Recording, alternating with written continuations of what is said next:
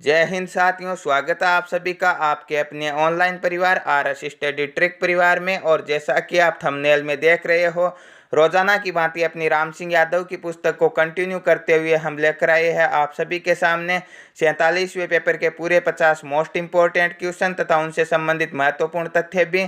साथ ही गणित और रीजनिंग के क्वेश्चनों को हम कॉन्सेप्ट और ट्रिक के साथ हल करने वाले हैं। और ये सीरीज आपकी पार्ट दर पार्ट कंटिन्यू चलती है, जिसके आज 47 पेपर कंप्लीट हो जाएंगे। उसके बाद में 3 पेपर और बचेंगे। उसके बाद में भी हम किसी निश्चित शेड्यूल से आपके सामने रोजाना आएंगे। तो रोजाना समय पर वीडियो पाने के लिए चैनल को सब्सक्राइब कर लीजिए और नोटिफिकेशन बेल को ऑन कर लीजिए, ताकि आने वाले वीडियो की पल पल की अपडेट आप तक समय पर पहुंचती रहे।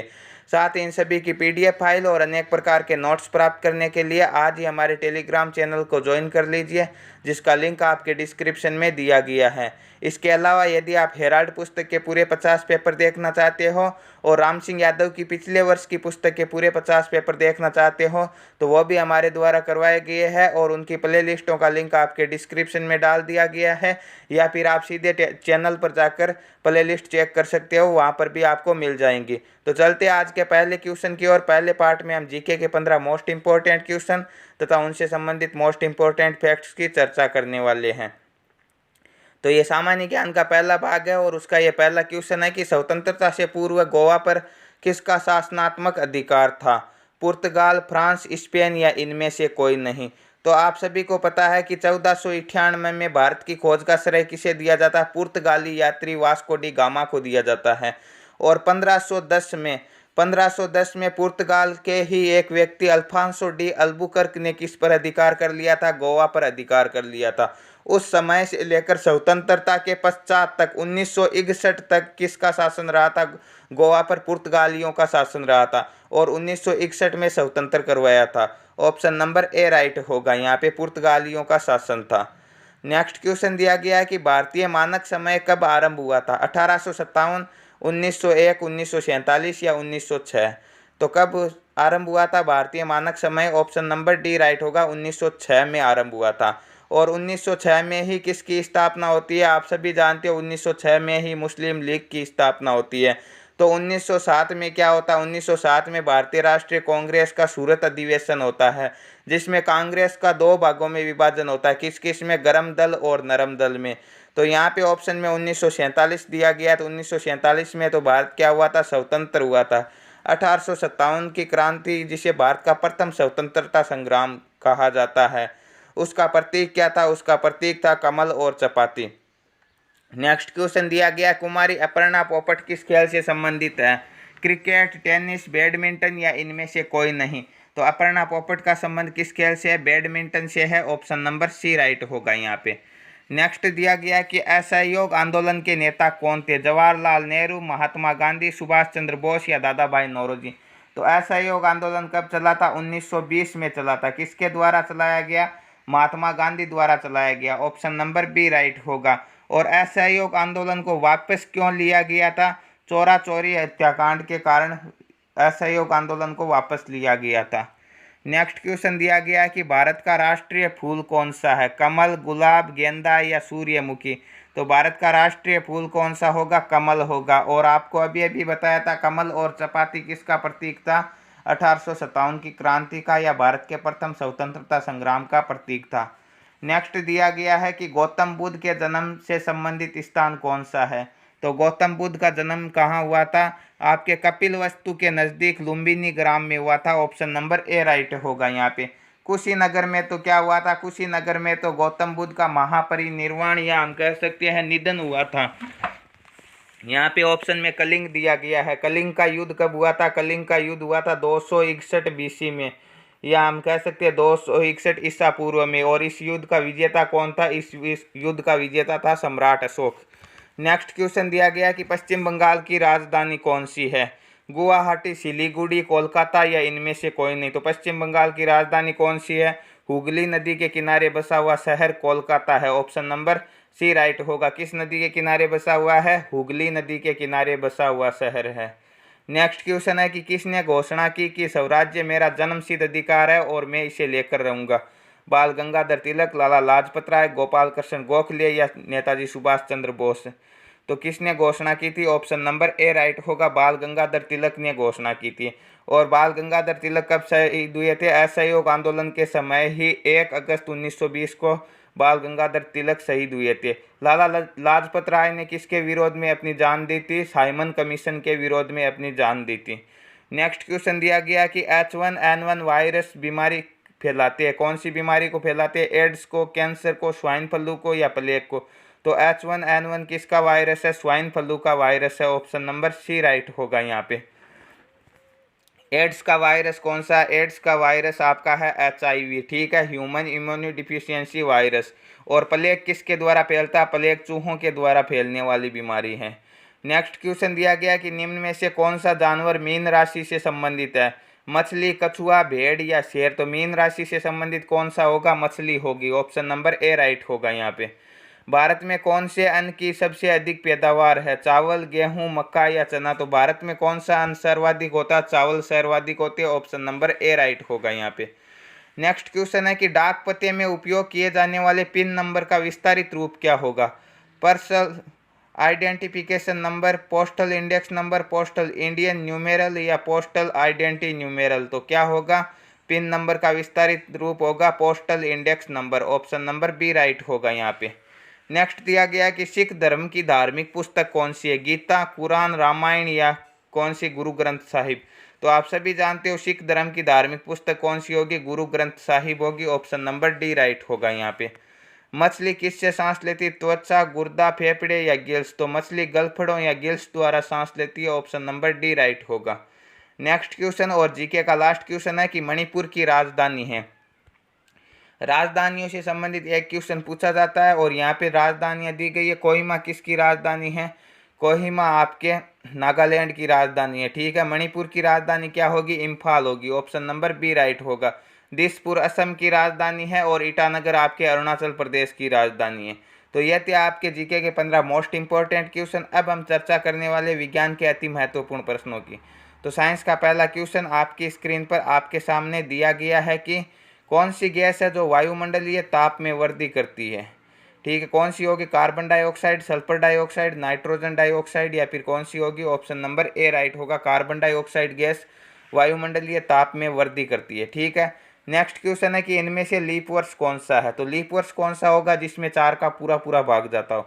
तो 5 में भी नहीं जाता, 6 में भी नहीं जाता और 7 में भी नहीं जाता। तो ऑप्शन नंबर डी राइट हो जाएगा। 2008 क्या है? लीप वर्ष है। नेक्स्ट क्वेश्चन, रेप्टाइल जो ऊंचे तापमान में अपने अंडों से केवल पुरुष बच्चों का प्रजनन करती है, कौन सी होगी? छिपकली, कछुआ, सांप या मगरमच्छ? तो सभी के आपके लिंग निर्धारण किस पर डिपेंड करते हैं? गुणसूत्रों पर डिपेंड करते हैं, परंतु छिपकली ऐसा जीव है जिसका लिंग निर्धारण तापमान पर निर्भर करता है। तो यहाँ पे right answer option number A होगा। छिपकली है जो कि उच्च तापमान पर केवल पुरुष बच्चों का प्रजनन करती है। नेक्स्ट क्वेश्चन है कि सूर्य ग्रहण कब होता है? जब पृथ्वी सूरज और चांद के बीच में आ जाती है, या फिर चांद का सूरज और पृथ्वी के बीच आने पर संकट के समय में, या फिर सूरज का चांद और पृथ्वी के बीच में आ जाने पर? तो सूर्य ग्रहण कब होगा? जब चंद्रमा का सूर्य और पृथ्वी के बीच में आ जाने पर, ठीक है। तो ऑप्शन नंबर कौन सा राइट हो जाएगा? ऑप्शन नंबर बी राइट हो जाएगा। चांद का सूरज और पृथ्वी के बीच में आने पर। यहाँ पे पूर्णतः प्रिंटिंग नहीं हुई है। नेक्स्ट क्वेश्चन है कि दिन रात क्यों होते हैं? किस कारण होता है? पृथ्वी सूर्य के चक्कर लगाती है इसीलिए होता है, या फिर वर्षा की वजह से होता है, या चांद पृथ्वी का चक्कर लगाता है इस कारण होता है, या फिर पृथ्वी अपनी दूरी पर घूमती है? तो ऑप्शन नंबर ए राइट होगा। पृथ्वी अपनी दूरी पर घूमती है इसीलिए दिन और रात होते हैं। नेक्स्ट क्वेश्चन है कि भारी वस्तु को पानी में डुबोने से वह हल्की महसूस होती है, इसका कारण क्या है? उत्प्लावन, त्वरण, घर्षण या गुरुत्व? तो भारी वस्तु को पानी में डुबाने से वो हल्की क्यों महसूस होती है? उत्प्लावन बल के कारण होती है। ऑप्शन नंबर ए राइट होगा। प्राथमिक रंग कौन कौन से होते हैं? प्राथमिक रंग होता है आपका लाल, नीला और हरा। ऑप्शन नंबर ए में दिया गया तो ऑप्शन नंबर ए राइट हो जाएगा यहाँ पे। नेक्स्ट क्वेश्चन है कि स्टेनलेस स्टील किसका एलॉय है? फेरस और कॉपर का, कॉपर और क्रोमियम का, कॉपर और निकल का, या क्रोमियम और निकल का? तो स्टेनलेस स्टील किसका एलॉय होगा? क्रोमियम और निकल का होगा। ऑप्शन नंबर डी राइट होगा यहाँ पे। रेडियोधर्मी तत्व क्या उत्सर्जित करता है? बीटा रे, गामा, अल्फा या उपरोक्त सभी? तो बीटा, गामा और अल्फा सभी किरणें उत्सर्जित करता है। ऑप्शन नंबर डी राइट होगा यहाँ पे। नेक्स्ट क्वेश्चन है कि एटीपी है, ठीक है। एक तो होगा आपका एडीपी और एक होगा एटीपी। एडीपी की फुल फॉर्म क्या होगी? एडिनोसिन डाइफॉस्फेट, और एटीपी की होगी adenosine triphosphate. Option number C right होगा यहाँ पे। नेक्स्ट है एक्जिमा बीमारी किससे संबंधित है? हृदय, त्वचा, लीवर या इनमें से कोई नहीं। तो एक्जिमा का संबंध त्वचा से, ऑप्शन नंबर बी राइट होगा यहाँ पे। नेक्स्ट क्वेश्चन है ज्यादा मात्रा में डिफोरेस्टेशन से क्या होती है? मृदा अपरदन, वर्षा, अनावृष्टि या भूमंडलीय तापमान। तो क्या होता है ज्यादा मात्रा में डिफोरेस्टेशन से? मृदा अपरदन होता है। ऑप्शन नंबर ए राइट होगा यहाँ पे। नेक्स्ट क्वेश्चन दिया गया कि फोटोसिंथेसिस क्या है? पेड़ों की तस्वीर खींचना, पेड़ों में खाना बनाने की प्रक्रिया, तस्वीरों का संश्लेषण या इनमें से कोई नहीं। तो फोटोसिंथेसिस क्या है? पेड़ों में खाना बनाने की एक प्रक्रिया है। ऑप्शन नंबर बी राइट होगा यहाँ पे। मीथेन का सूत्र क्या होगा? मीथेन का सूत्र होता है आपका CH4। ठीक है, ऑप्शन नंबर ए में दिया गया, तो ऑप्शन नंबर ए राइट हो जाएगा। नेक्स्ट क्वेश्चन है पोटेशियम का रासायनिक संकेत क्या होता है? तो पोटेशियम को का रासायनिक नाम कैलियम होता है और इसका संकेत के होता है। ऑप्शन नंबर सी राइट होगा, पी नहीं होगा। ठीक है। नेक्स्ट क्वेश्चन दिया गया है कि पीछे देखने के लिए मोटर कारों में किस प्रकार का दर्पण व्यवहार में लिया जाता है? उत्तल, अवतल, समतल या फिर अवतल और उत्तल दोनों। तो बगल में कौन से दर्पण का प्रयोग किया जाता है? पीछे की साइड देखने के लिए उत्तल दर्पण का प्रयोग किया जाता है। ऑप्शन नंबर ए राइट होगा यहाँ पे। प्रकृति का सबसे कठोर पदार्थ कौन सा होगा? आपको बार बार बताया गया है कि कार्बन का अपर रूप है कौन सा? हीरा है। ऑप्शन नंबर ए राइट होगा यहाँ पे। नेक्स्ट क्वेश्चन, किसी वस्तु की वेग का सूत्र क्या होता है? ठीक है, वेग का सूत्र क्या होगा? दूरी बटा समय। ठीक है, तो ऑप्शन नंबर ए राइट हो जाएगा यहाँ पे। विद्युत धारा का मात्रक क्या होता है? विद्युत धारा का मात्रक जूल, वाट, एम्पियर या ओम। तो विद्युत धारा का मात्रक क्या होगा? एम्पियर होगा। ऑप्शन नंबर सी राइट होगा यहाँ पे। सूर्य से हमें गर्मी किस कारण से मिलती है? विकिरण, परागण, संवहन या इनमें से कोई नहीं। तो सूर्य से गर्मी विकिरण के कारण मिलती है। ऑप्शन नंबर ए राइट होगा। तो ये थे आपके साइंस के 15 मोस्ट इंपॉर्टेंट क्वेश्चन। 15 क्या 20 क्वेश्चन दिए गए आपके सभी पीछे वाले पेपरों में। पहले 15-15 का रेशियो था, परंतु जो लास्ट के पेपर दिए गए हैं 5-7, उनमें सभी में साइंस के 20 क्वेश्चन दिए गए और मैथ के घटाकर 10 कर दिए गए। ठीक है, तो यहाँ पे हम गणित के प्रश्नों की चर्चा करने वाले हैं। गणित और रीजनिंग के शानदार क्वेश्चन है, एक से बढ़कर एक क्वेश्चन। पहला क्वेश्चन दिया गया है कि 64 की घात दी गई है 2/3 और बाहर घात दी गई है 1/2। तो ऐसी स्थिति में हमें क्या करना होगा? पहले हमें इस 64 के टुकड़े करना होगा। 64 के टुकड़े किस प्रकार करेंगे? 64 को हम लिख सकते हैं 2 की घात 6। ठीक है, कैसे लिखेंगे? 64 का हम अभाज्य गुणनखंड करेंगे, 2 का भाग देंगे, कितनी बार जाएगा? 32 बार। फिर 2 का दिया, कितनी बार जाएगा? 16 बार। फिर 2 का देंगे तो कितनी बार जाएगा? 8 बार। फिर 2 का देंगे, कितनी बार जाएगा? 4 बार। 4 में 2 का 2 बार और 2 में 2 का 1 बार। कितनी बार आया? 1, 2, 3, 4, 5 और 6। तो हम लिख दिए 2 की घात 6। अब जब एक घात कोष्टक के अंदर हो, एक बार हो, तो घातों को क्या करवा देंगे? गुणा करवा देंगे। गुणा 2/3 और गुणा एक घात और दी गई है कोष्टक के बाहर, तो गुणा 1/2। अब 2 से 2 काट देंगे, 3 से 6 कितनी बार कटेगा? 2 बार। तो इसका मान आ जाएगा 2 की घात 2 और 2 का स्क्वायर कितना होता है? 2 का स्क्वायर होता है 4। ऑप्शन नंबर ए राइट हो जाएगा यहाँ पे। नेक्स्ट क्वेश्चन, 1000 रुपये के लिए 4% वार्षिक दर से चक्रवृद्धि ब्याज ज्ञात कीजिए जबकि समय 2 वर्ष हो। ठीक है, तो आपको बताया गया है, क्या बताया गया है कि साधारण ब्याज क्या होता है? यदि 2 वर्ष का पूछता तो इसका हो जाता 4% दर है और 2 वर्ष का समय है, तो 4 दूने 8% ब्याज हो जाता। अब यदि चक्रवृद्धि ब्याज पूछा तो ये कितना अधिक होगा? r²/100 के बराबर अधिक होगा। मतलब 4% दर है तो 4 गुणा 4/100 अधिक होगा। तो 4 चौके 16/100, तो 0.16। तो कितना हो जाएगा? 8% साधारण ब्याज है और चक्रवृद्धि ब्याज कितना हो जाता? 8.16% हो जाता। अब हम 1000 का 8.16% निकाल लेंगे। 1000 इंटू 8.16 बट्टे क्या कर देंगे? 100। 2 जीरो से 2 जीरो, 1 जीरो बचा तो 1 छोड़कर पॉइंट लगा दो। 81.6 रुपये क्या हो जाएगा? चक्रवृद्धि ब्याज हो जाएगा। ऑप्शन नंबर ए राइट हो जाएगा। दूसरा तरीका, हम चक्रवृद्धि ब्याज 2 वर्ष का निकालेंगे तो 1000 के 2 टुकड़े करेंगे। 1000 इंटू 4/100, 2 जीरो से 2 जीरो कितने आ जाएंगे? आपके 40 आ जाएंगे। ठीक है, एक टुकड़ा और कर देंगे। 40 इंटू 4/100, तो क्या कर देंगे? 0 से 0 काट देंगे। 4 चौके 16, 16 में 10 का भाग देंगे तो 1.6 आ जाएगा। ठीक है, पहले भाग को 2 से गुणा करेंगे, दूसरे भाग को 1 से गुणा करेंगे। 40 दूने कितने आ जाएंगे? 80 और इसे 1 से गुणा करेंगे तो कितने आ जाएंगे? प्लस के 1.6। 80 और 1 कितने हो जाएंगे? 81.6। दोनों ओर से उत्तर यही आ रहा। अब आप सूत्र लगा कर देखोगे तो भी उत्तर यही आएगा। तो ब्याज कितना होगा, 81.6 रुपये होगा। नेक्स्ट क्वेश्चन की ओर बढ़ते हैं। नेक्स्ट क्वेश्चन दिया गया एक त्रिभुज का आधार 5 सेंटीमीटर है, ऊंचाई 8 सेंटीमीटर है, तो उसका क्षेत्रफल क्या होगा। तो त्रिभुज के क्षेत्रफल का सूत्र क्या होगा, 1/2 इंटू आधार इंटू ऊंचाई। तो आधार दिया गया 5 और ऊंचाई दी गई है 8। 2 से 8 कितनी बार कटेगा, 4 बार, और 500 के कितने हो जाएंगे, 20 सेंटीमीटर स्क्वायर क्या आ जाएगा, त्रिभुज का क्षेत्रफल आ जाएगा। ऑप्शन नंबर बी राइट होगा यहाँ पे। नेक्स्ट क्वेश्चन, किसी कक्षा में 45 लड़के और 30 लड़कियां हैं, तो कक्षा में लड़कियों की प्रतिशत क्या होगी। तो लड़कियां कितनी है, 30 है, कुल संख्या कितनी हो गई, 45 लड़के और 30 लड़कियां।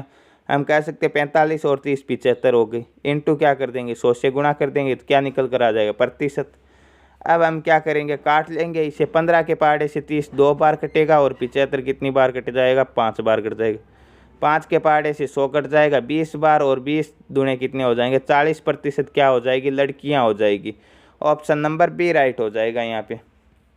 नेक्स्ट क्वेश्चन, 15,015 के अभाज्य गुणनखंड या अभाज्य संख्याएं आपको ज्ञात करनी है। ठीक है, तो 15,015 की अभाज्य संख्याएं किस प्रकार ज्ञात करेंगे, उसी प्रकार जिस प्रकार रोजाना ज्ञात करते हैं कि 15,015 लिखे हमने, भाग देंगे, 2 का भाग नहीं जाएगा तो किसका देंगे, 3 का दे देंगे। 3 का भाग 15 में 5 बार, 0 में नहीं जाएगा, फिर 1 उतारेंगे तो भी नहीं जाएगा, फिर 5 बार, 5,005 आ जाएगा।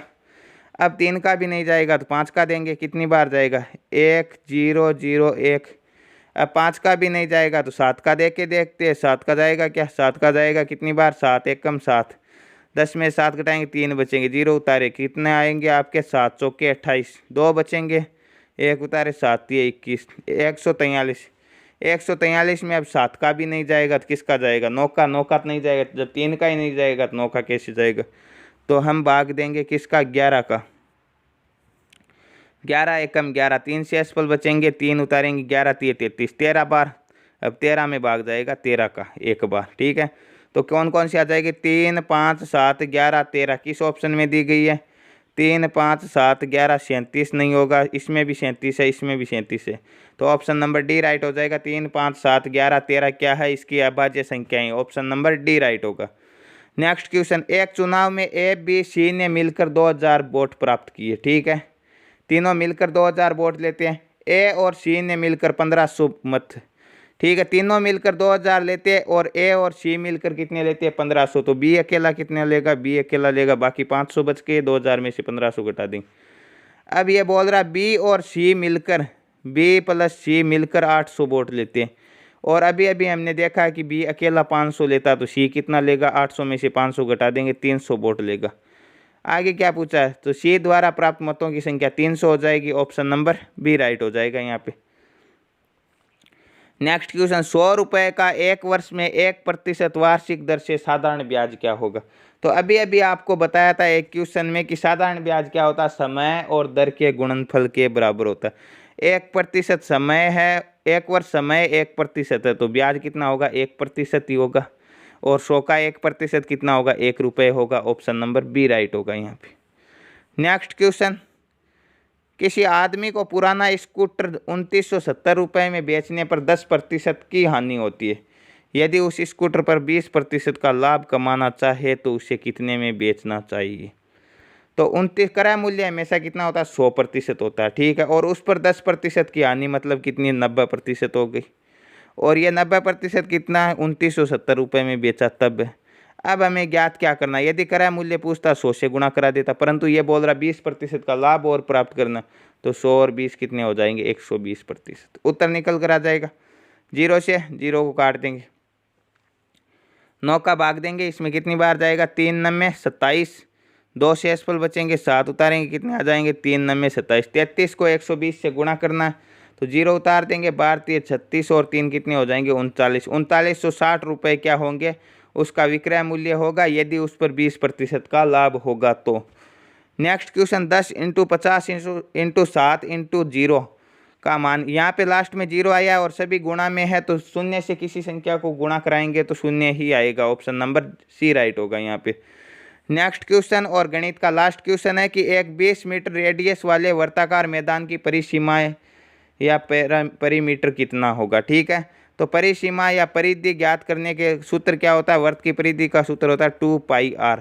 आर का मतलब रेडियस, ठीक है, त्रिज्या। तो 2 इंटू पाई का मान कितना होगा 22/7 इंटू त्रिज्या दी गई है 20, 22 दूने 44 और 44 को 20 से गुणा करेंगे, 44 दूने 88, 880, 880 में भाग देना 7 का, कितनी बार जाएगा 7 एकम 7, एक बार जाएगा, शेषफल कितना बचेगा, ठीक है, एक ही शेषफल बचेगा, 8 उतार देंगे, तो 7 दूने 14, 18 में से 14 घटाएंगे कितने बचेंगे, 18 में से 14 घटाएंगे 4 बचेंगे, आगे वाला 0 उतार दिया, तो कितने आएंगे 5 सत्ते 35, 5 बार जाएगा, और 40 में से 35 घटाएंगे कितने बचेंगे 5 बचेंगे, पॉइंट लगा दो और 0 लगा, 7 7 49, तो 125.67 जो भी दिया गया वह राइट आंसर होगा। 125.6 दिया गया, तो ऑप्शन नंबर बी राइट हो जाएगा यहाँ पे। तो यह थे आपके गणित के 15 मोस्ट इंपॉर्टेंट क्वेश्चन। अब हम 5 रीजनिंग के प्रश्नों की चर्चा करने वाले हैं। तो रीजनिंग का पहला प्रश्न आपकी स्क्रीन पर दिया गया कि खिलाड़ी का संबंध टीम से बताया गया, तो मंत्री का किससे होगा।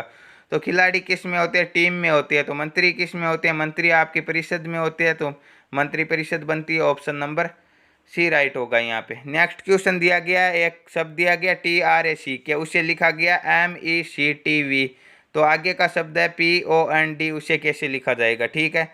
तो यहाँ पे लिखा TRAC, ठीक है, और इसे यहाँ से उल्टे क्रम से शुरू किया है, और फिर क्या किया गया है, के को लिखा है उसने M, ठीक है। तो के कितने पे आएगा 11 पे, 11 और 2 13 पे M आएगा, तो यहाँ से उल्टा क्रम से शुरू किया, इधर से शुरू किया और शुरू से लिख दिया, ठीक है। फिर C आया, C के बाद में 2 क्या हो जाएंगे, 3 और 2 5 हो जाएंगे, 5 पे E आएगा, ठीक है। 1 के बाद में आ जाएगा CR, 18 पे आएगा, 20 पे T आएगा, T 20 पे आएगा, तो V आएगा 22 पे। इस प्रकार ही लिखा गया ये शब्द, और ये शब्द एक जैसे है, तो आगे वाले को भी हमें हूबहू लिखना। आगे क्या लिखा गया, POND लिखा गया, POND लिखा है, तो हमें इधर से शुरू करना। D 4 पे आएगा, 4 और 2 6 पे कौन आएगा, F आएगा, तो पहला अक्षर आएगा F।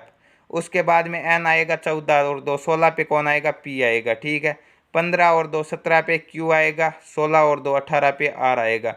तो FPQR किस ऑप्शन में दिया गया, ऑप्शन बी में है, तो ऑप्शन बी राइट हो जाएगा यहाँ पे।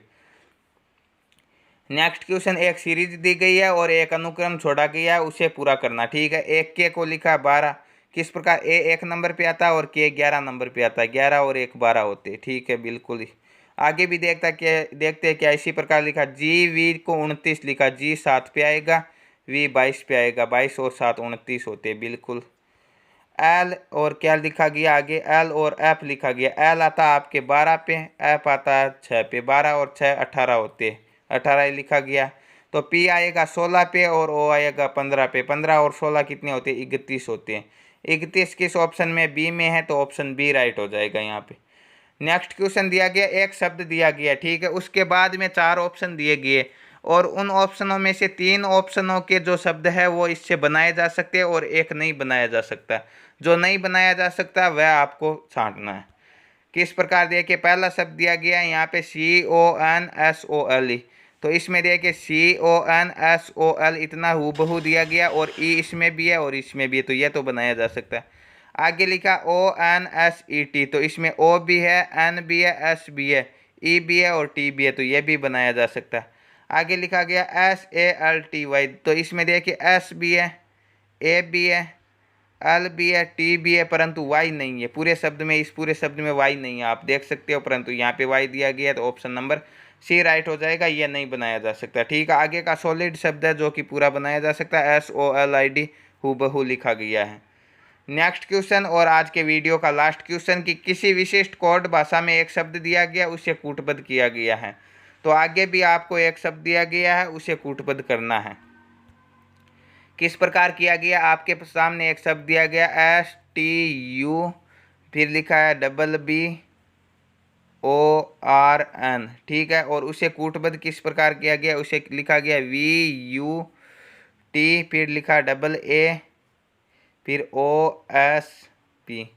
तो यहाँ पे देखिए B है और यहाँ पे AA है, मतलब ये बीच के 2 शब्द है, इसे एक एक कम करके लिखा गया, B को A लिखा, B को A लिखा, ठीक है, इतना तो हमारे समझ में आ गया। फिर 3 पहले रह गए और 3 बाद में रह गए, इनका क्या किया इसने, तो STU यहाँ पे लिखा गया VUT, तो S कितने पे आता है, 19 नंबर पे आता है, ठीक है। और 20 पे कौन आता है, T आता है, ठीक है। T आता है 20 पे और 21 पे U आता है, ठीक है। U आता है 21 पे और 22 पे V आता है। मतलब यहाँ से शुरू किया और इधर से इस प्रकार लिख दिया, एक एक बढ़ा के।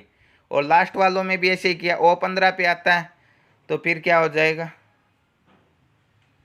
OSP है, ठीक है। O15 पे आता है तो 16 पे P आता है, R18 पे आता है 19 पे S आता है, ठीक है। N कितने पे आता है, 14 पे आता है तो 15 पे O आता है, ठीक है। इस प्रकार लिखा है। तो आगे वाले शब्दों को ही हम ऐसे ही करेंगे। आगे शब्द क्या दिया गया हमारे पास, SHI, फिर लिखा गया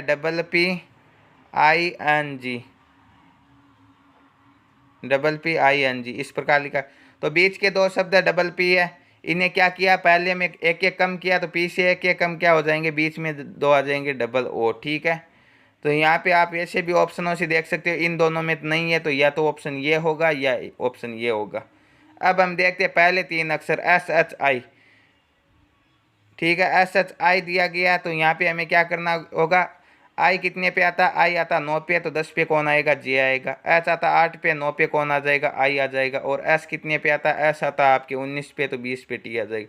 तो JIT आएगा शुरू में, तो एक ही ऑप्शन में दिया गया तो ऑप्शन नंबर डी राइट हो जाएगा। फिर लास्ट के भी देख सकते हैं, ING है तो जी 7 पे आता, एच 8 पे आएगा, ठीक है। एन के बाद में क्या आ जाएगा, ओ, आई के बाद में क्या आ जाएगा, जे, तो HOJ ये भी दिया गया लास्ट में, ऑप्शन नंबर डी ही राइट होगा। तो ये थे आज के वीडियो के पूरे 50 मोस्ट इंपॉर्टेंट क्वेश्चन, ये आपके आंसर की आप मिला सकते हो। और आज आपके 47 पेपर कंप्लीट हो चुके हैं। अब आपके 3 पेपर और बचे हैं, और उसके बाद में आपके लिए क्या लेकर आए, कौन सा शेड्यूल लेकर आए, ये आपको कमेंट बॉक्स में कमेंट करके बताना होगा। तो मिलते हैं नेक्स्ट वीडियो में। यदि आप नए हो तो सब्सक्राइब कर लीजिए चैनल को और नोटिफिकेशन बेल को ऑन कर लीजिए, ताकि आने वाले वीडियो की पल पल की अपडेट आप तक समय पर पहुंचती रहे। पुस्तक आपकी कंप्लीट हो सकती है, परंतु ये क्लास कभी कंप्लीट नहीं होगी, ये कंटिन्यू चलती रहेगी और चलती रहेगी, ठीक है। तो मिलते हैं नेक्स्ट वीडियो में, तब तक के लिए थैंक यू, धन्यवाद, जय हिंद, जय भारत।